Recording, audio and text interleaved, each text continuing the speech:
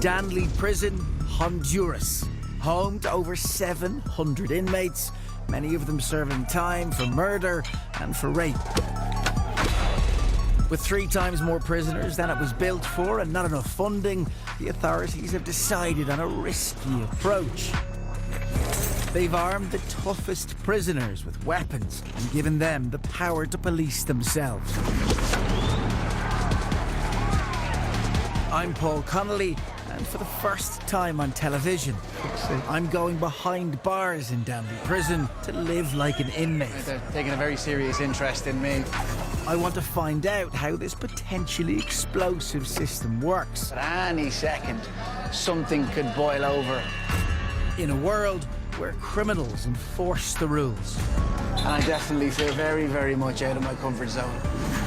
With a steady stream of drugs and weapons flowing inside these walls, survival alone has a price tag, making this one of the most lawless prisons in all of Central America.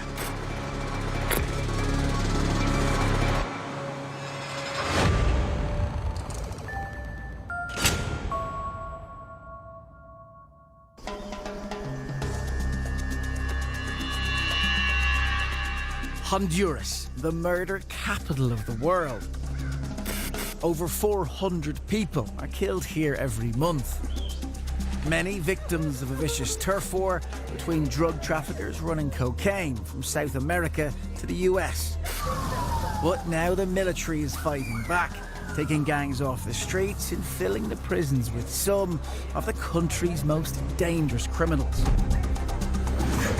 Danley Prison squeezes over 700 inmates into a compound built for just 240. It's so overcrowded, the guards let the prisoners run the interior. Okay. And I want to experience what life in here is really like for an inmate. So this is how it starts if you're found guilty of something, if you're convicted here at Danley Courthouse, and you're headed for Danley Jail. You're cuffed up, you're frisked down, and you're loaded up into a truck. On the way to the prison, I take a good look at my new surroundings. I know Honduras is Central America's second poorest country, but still, I'm shocked by what I'm seeing. I suppose it's the case here that no matter what you're told to expect, it's always going to be a shock, it's always going to be a surprise. I did expect to see poverty, but not on this scale. It's an incredibly poor place. And I suppose what's constantly playing on my mind is the danger element. For now, I'm protected by armed guards, but once inside Danley Prison, it will be murderers and rapists who are in control. As we get closer, I worry too about how bad living conditions are going to be. The government spends only 43 pence per day to feed each inmate. There's no surveillance, no electronic security, and basically the prison has been left to rot for the last 30 years.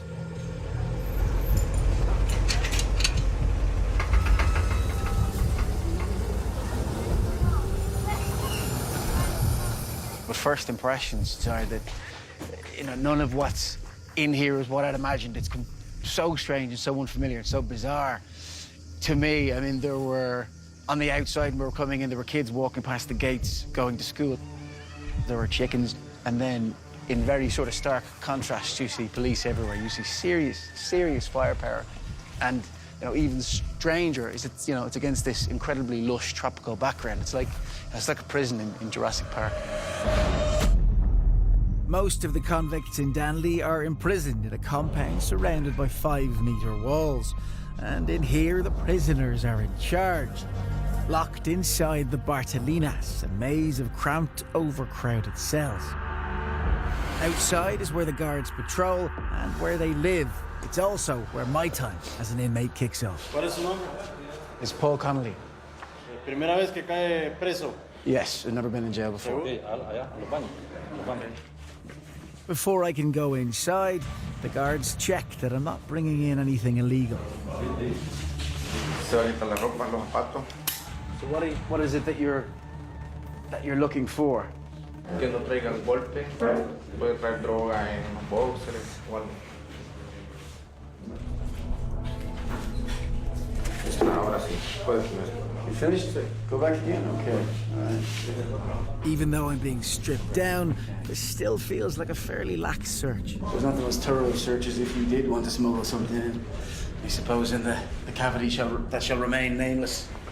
But I'm thankful it didn't go any further than that. The next step is to take my fingerprint and my mugshot. Mirando a la cámara. Then I'm sent on my way into the lion's den.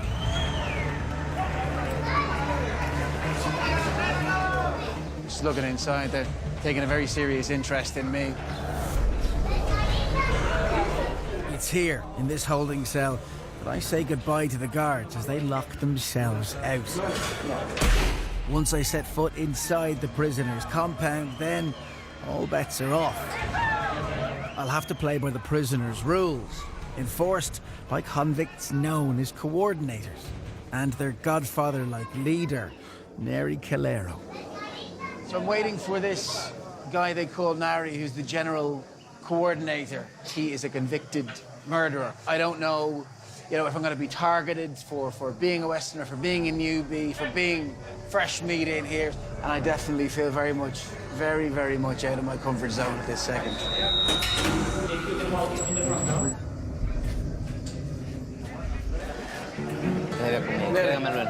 Neri doesn't even greet me. Instead, he orders two of his coordinators to lead me in.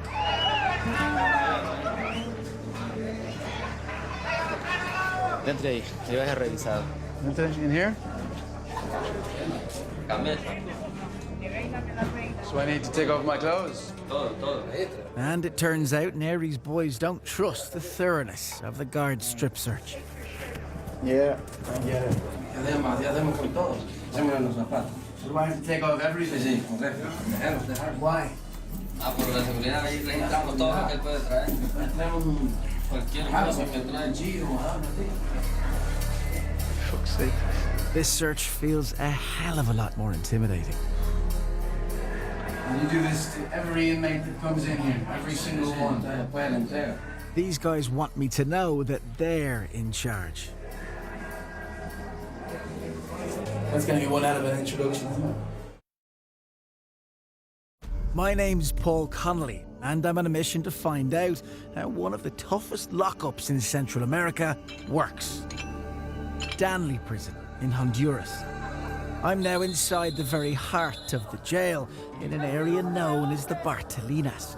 Here, there are no guards. Instead, inmates known as coordinators enforce the law.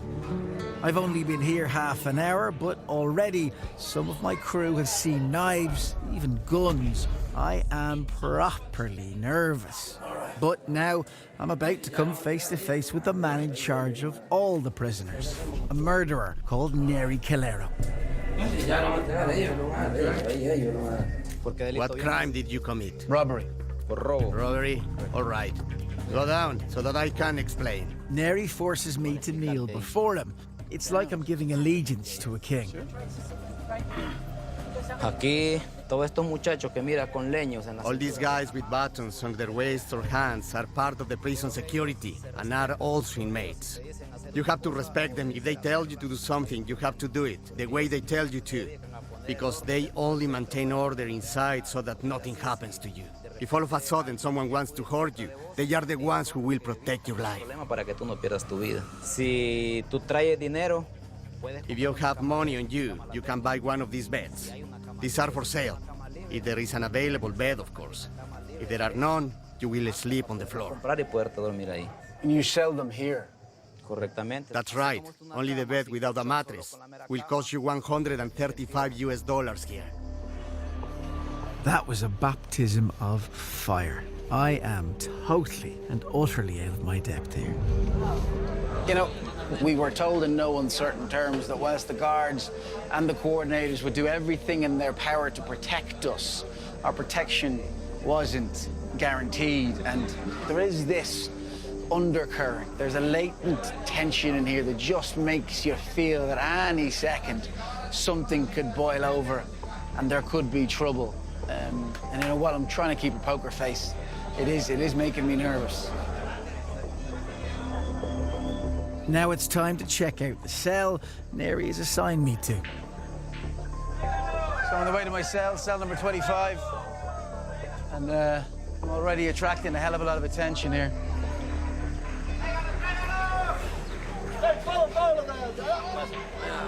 Cell 25 is only half the size of a squash court. It was built for 7 people, but now 22 inmates live and sleep in here. They're all under the control of a coordinator called Walter, who's serving an 18-year sentence for drug dealing. I will explain the rules that we have in this Bartolina. You need to ask your family to bring you a bucket so that you can shower, as there's a bathroom outside. You have to ask your family to bring a small mattress because you will sleep here, and this is the only available space. So here on the ground? Yes, next to the other inmates. Okay. If someone disrespects you or wants to fight with you, you need to come here and let me know about it. I'll punish that person so you don't fight. As an inmate with no cash, I'm at Walter's disposal, and his power is absolute. So this is the toilet. Well, since you didn't bring any money with you, you will collect water for me. There's no running water in Danby, so all 700 inmates use this trough to collect it so they can flush their toilets and wash themselves. And I'll tell you what, the water is not warm. So there are no warm showers in Danley.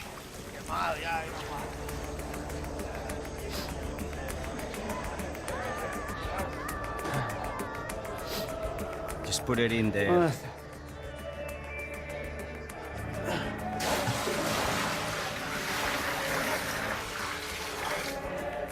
This is how we shower. Dumping buckets of water on our heads, so no running water.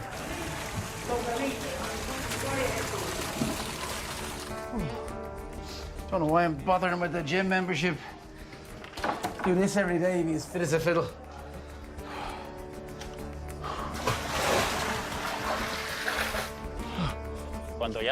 When you finish this, take a mop and clean the floor. No problem. You can feel it's all eyes on me. This must be what it's like for an inmate on their first day out here in the courtyard. It's sport for the audience, seeing how much they struggle with this stuff. If I was locked up in here for years, who knows how long I'd last at this. I'm exhausted, and it's got to be well over 30 degrees in this cell. All right. We're in business. Job done. Here's some bleach. Mix it with water to get rid of the bad smells. In this cell and in this heat, it makes absolute sense to keep things clean. If they don't, disease can spread rapidly. I didn't think that level of importance was going to be placed upon hygiene, but, you know, that's another preconception. Another thing I presumed before I got in here, blown out of the water.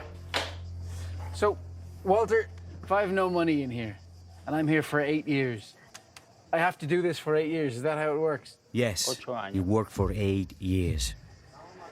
After mopping the entire cell for another 45 minutes, Walter has one more job for me.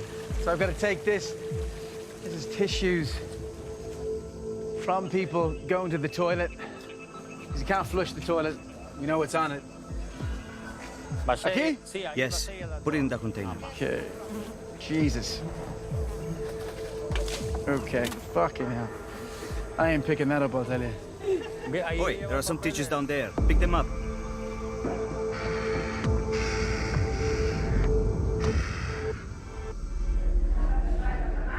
Okay. With work wrapped up, it's about time I say hello to my cellmates. Paul. I hope they go easy on me, mind you. I've just spent hours cleaning up after them. Somehow I'm still shitting myself. Why is that? But I won't do it here, I promise. Bravo. Back where you were, buddy. Well done. That is the least expected round of applause I think I have ever gotten in my entire life.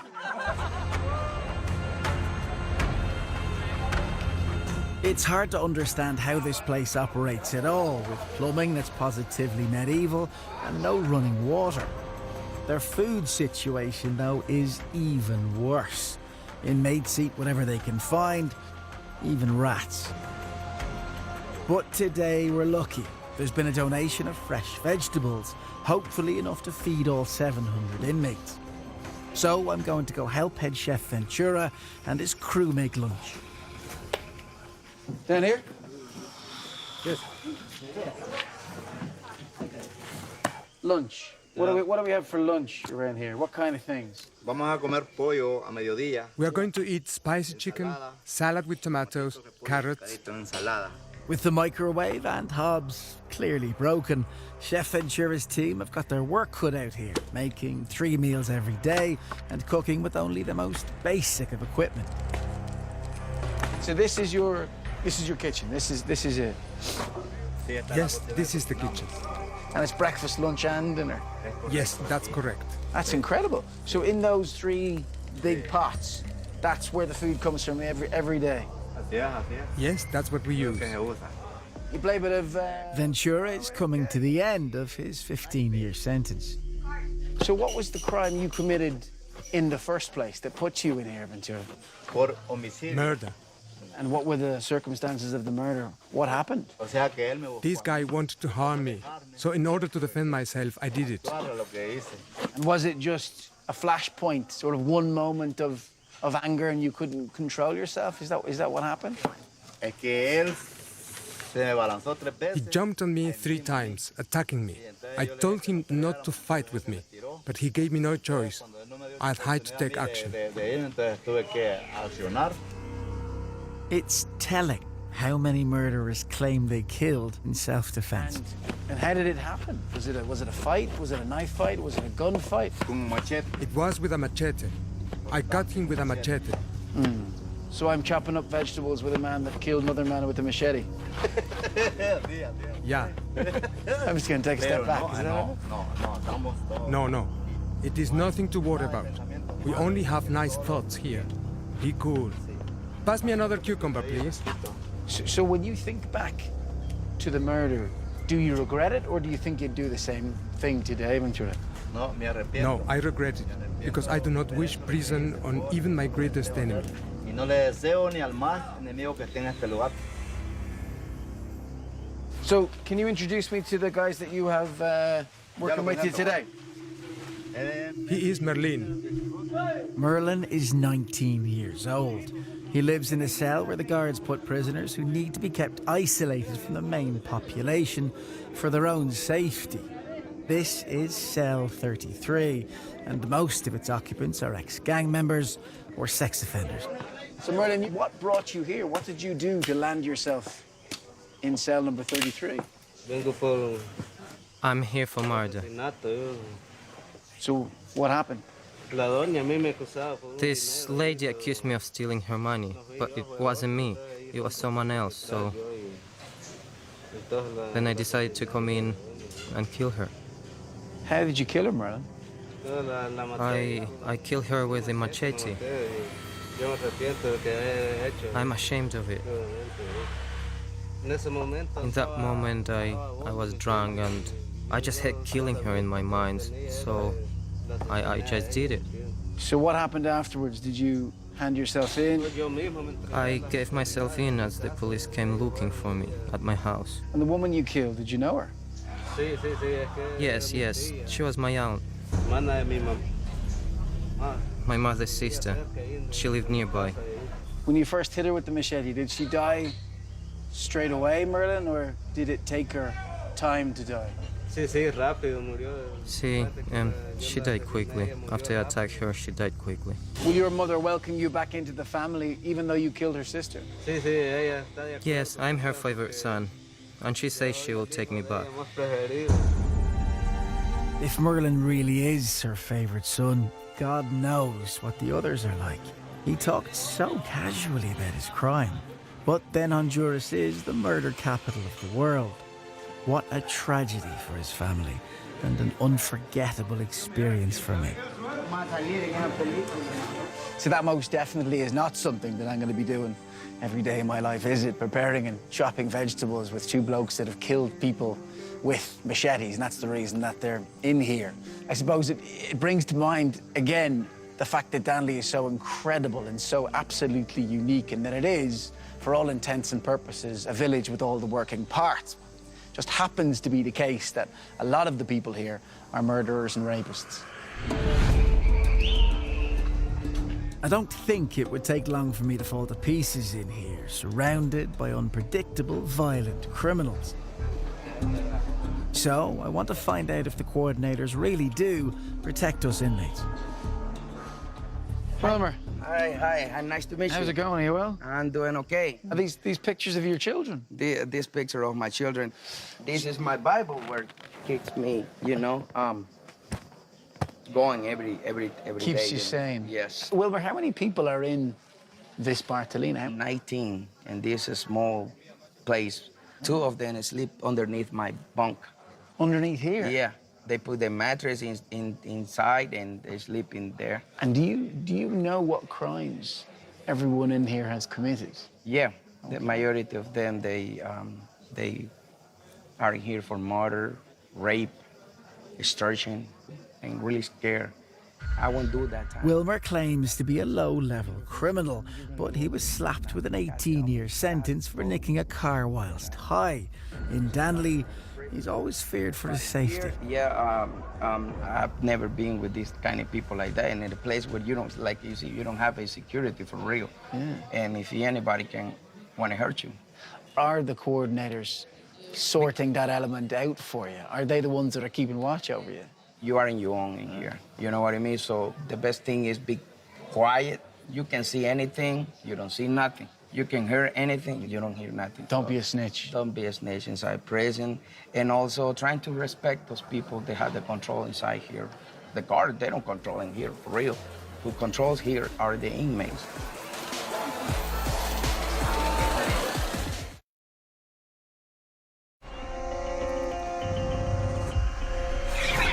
My name's Paul Connolly, and I'm on a mission to find out how one of the poorest and toughest prisons on the planet operates.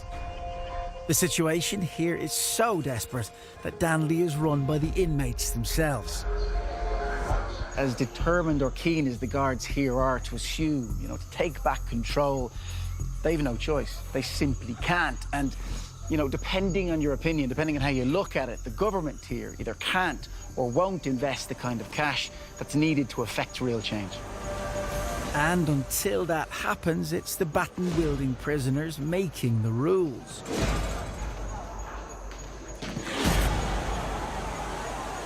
The last time the Honduran authorities tried to take control, in 2014, the whole prison kicked off.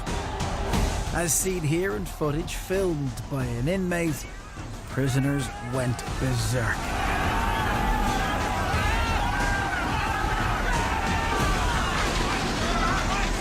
Leading the charge were the coordinators who took on and beat back the police.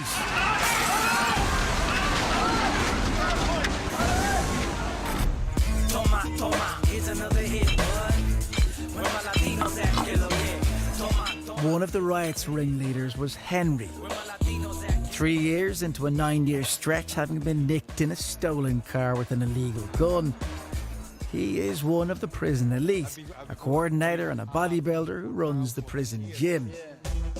Nobody messes with Henry. I've really never seen anything like the control that the coordinators have here. You guys are you're like a little army. Yes, we are. Yes, we are like a little army. So I've heard a few years ago there was a riot here. So what happened? What kicked it off? What happened was that they come here to do surgery, So who did? Who came? The military, the police. So they come over here with they said they're gonna do a search for arms and drugs. But when they got inside, everybody's got mad and Everybody got involved in that thing, yeah. And the police went, they ran out because everybody was beaten that day. So that day, were the coordinators and the other inmates, you were all fighting together? All fighting together, yeah. They keep them out of here, yeah. And did they find anything? Did they find any drugs or guns? Because the fight started entre us and the police. Okay. And they don't take nothing out, too. They didn't get anything? And they didn't even come back again because that thing, it was crazy that day. From what I can tell, the military police wouldn't have to look too hard for drugs in here. You only need to sniff the air to tell what they're smoking. I have a nose, and you walk around and you can smell the marijuana around here. You can smell it. I was in United States in prison. Yeah. And the drugs, I think no jail can stop that. Yeah. No, the drugs was there too. Marijuana, cocaine, no. And is there cocaine here as well? I don't know. I don't want to answer that question. I don't want to get I think I know what that means. Okay. If you see the prison, it's like minimum. Yeah. So they can do so many ways.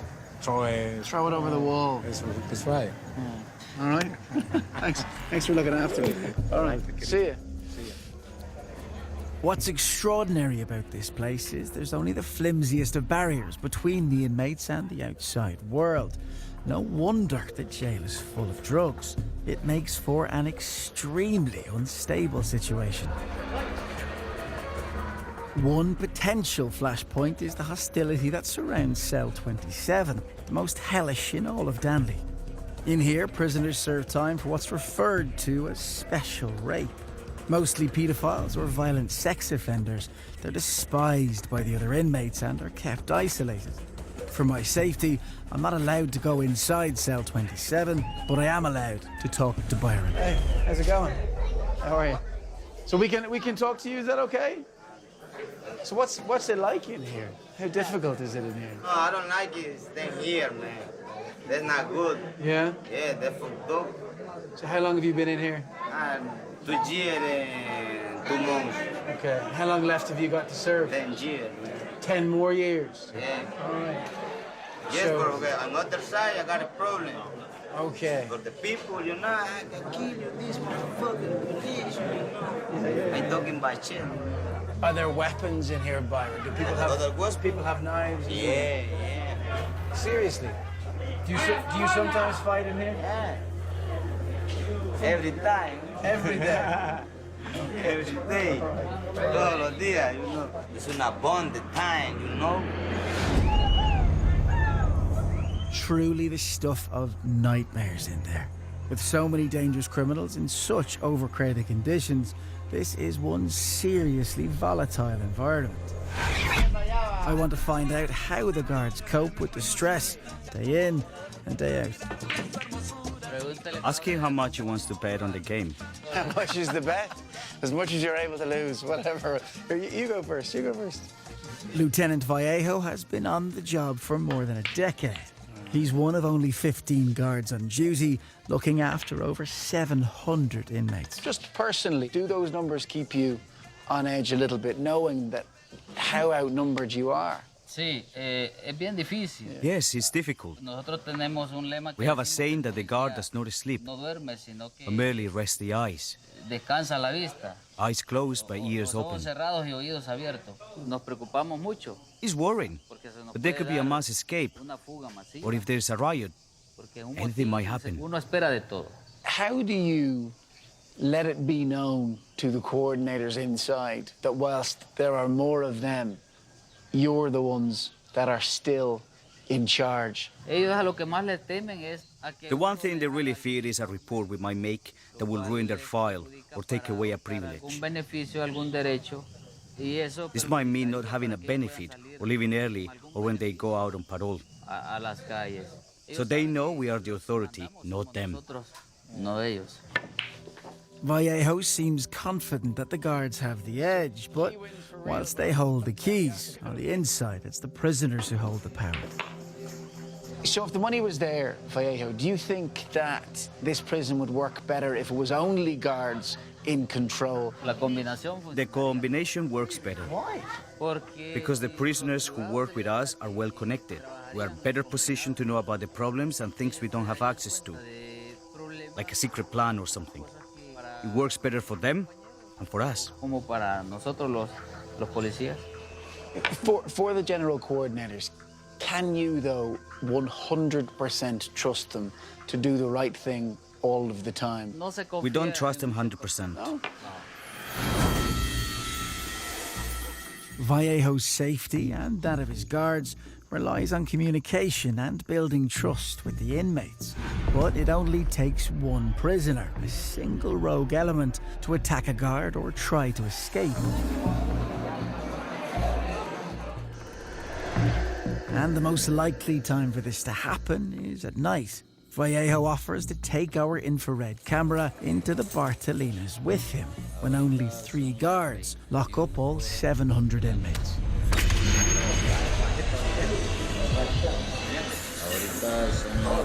Now it's 9 o'clock in the evening. We are doing the last lockup for all prisoners still outside of the Bartolinas. As you can see, the guards are doing the counting among the prisoners.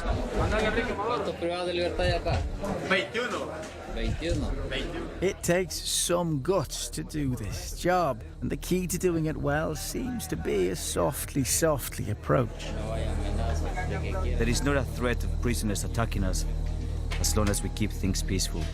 The guards work with Neri Calero, the coordinator general, to lock up all the inmates. Once all the prisoners are in their cells, guards in the watchtowers then use torches to pass messages to each other. The guard there has his lamp and says there's nothing to report.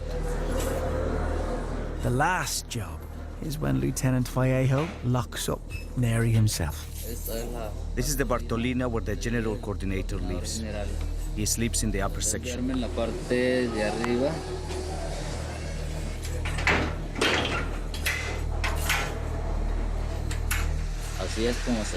This is what the prison looks like at 11 p.m. As you can see, no one is left in the halls.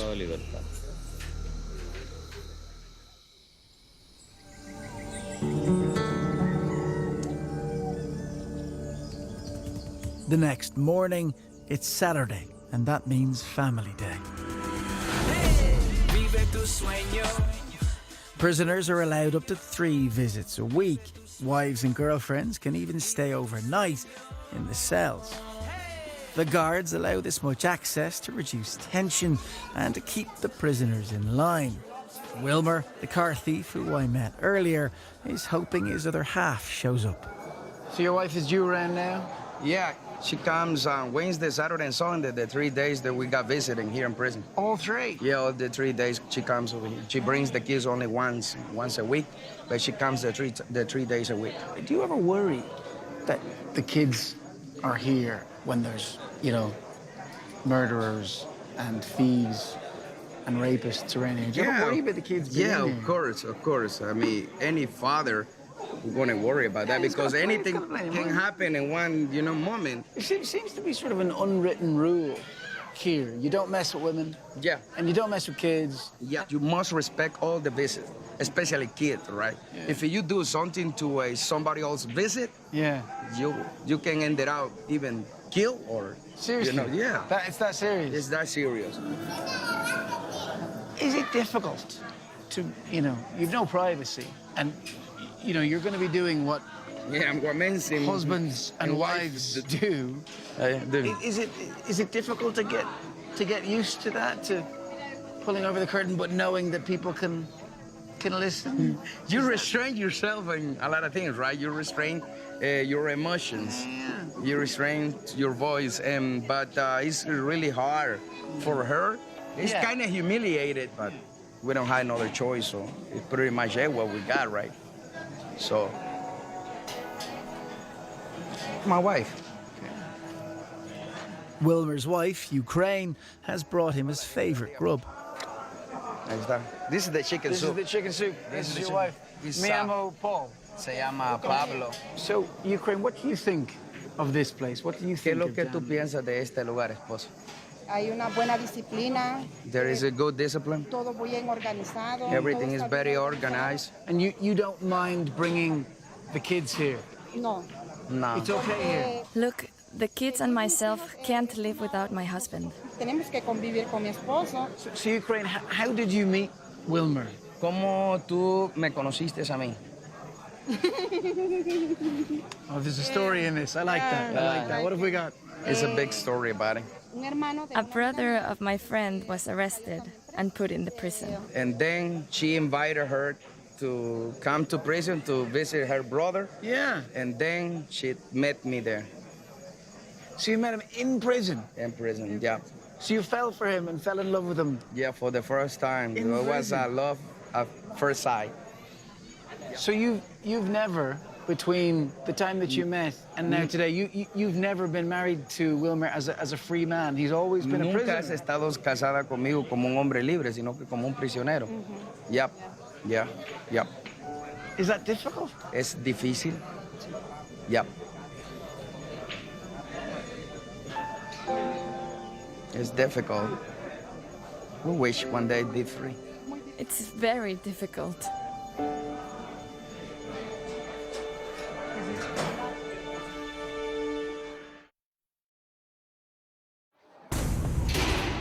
My name is Paul Connolly, and this is Danley, one of the toughest lockups in Honduras.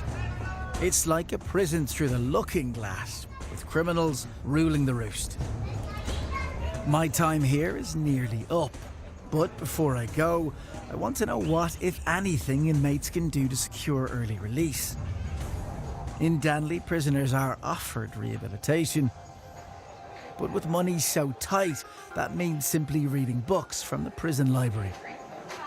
So if any of the prisoners in here want to get out of here at some stage, there is a woman they need to go through, a judge, and a very formidable one at that, I'm told.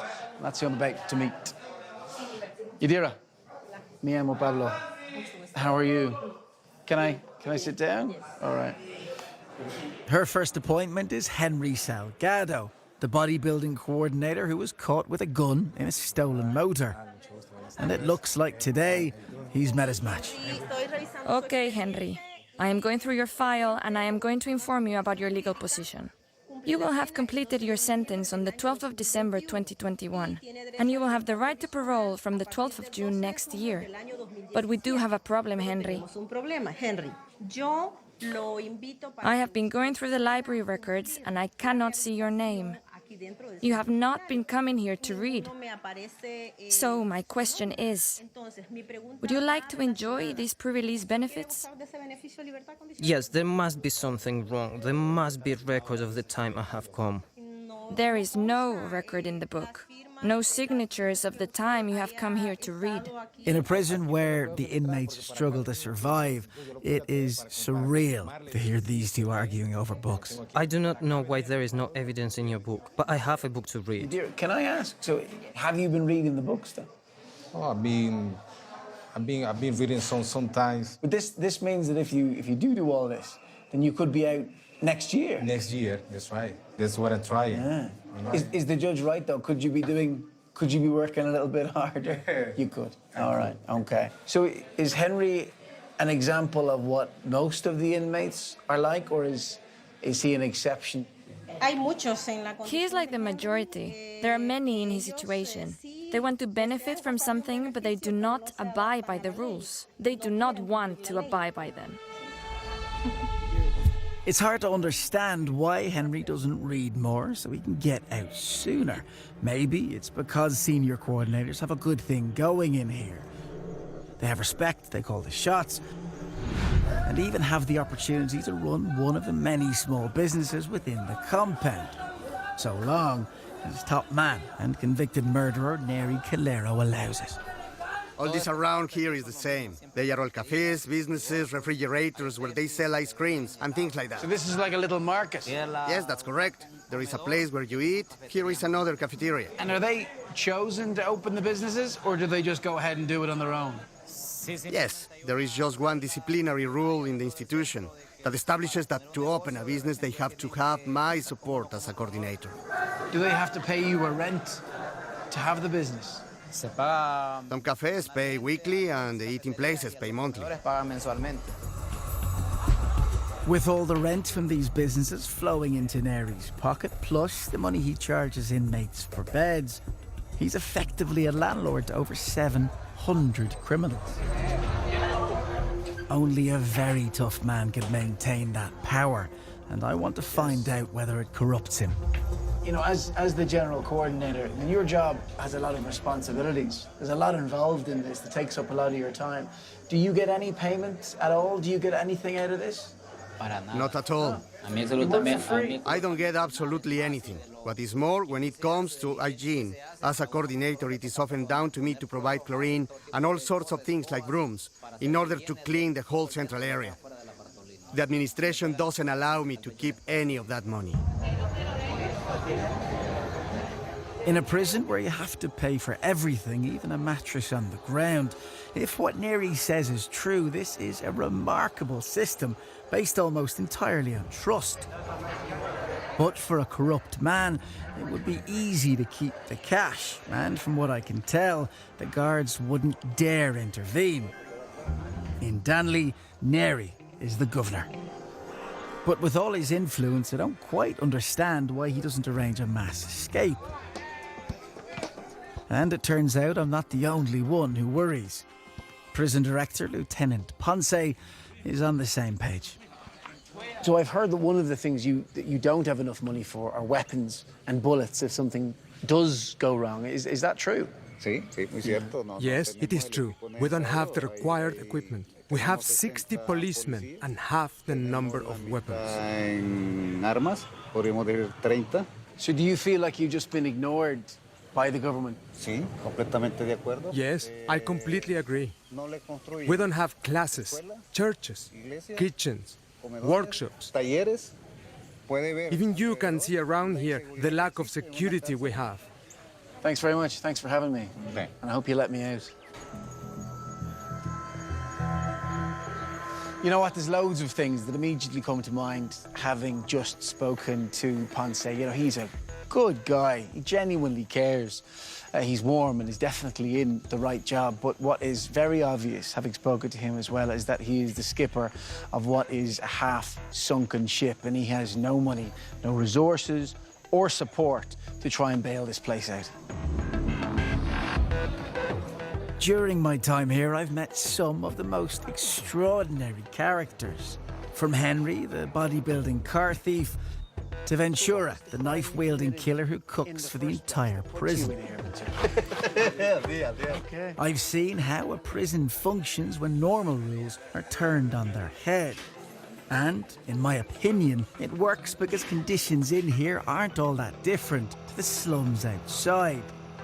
Some might even be better off inside than in the poverty and the squalor beyond the prison walls. So, I'm done, but for those I'm leaving behind, it's this incredibly unique and fragile relationship between inmates and guards that's the glue that holds this place together and stops violence from erupting at any second. But if and when that glue does come unstuck, Danley has the potential to be one of the most dangerous prisons on the planet.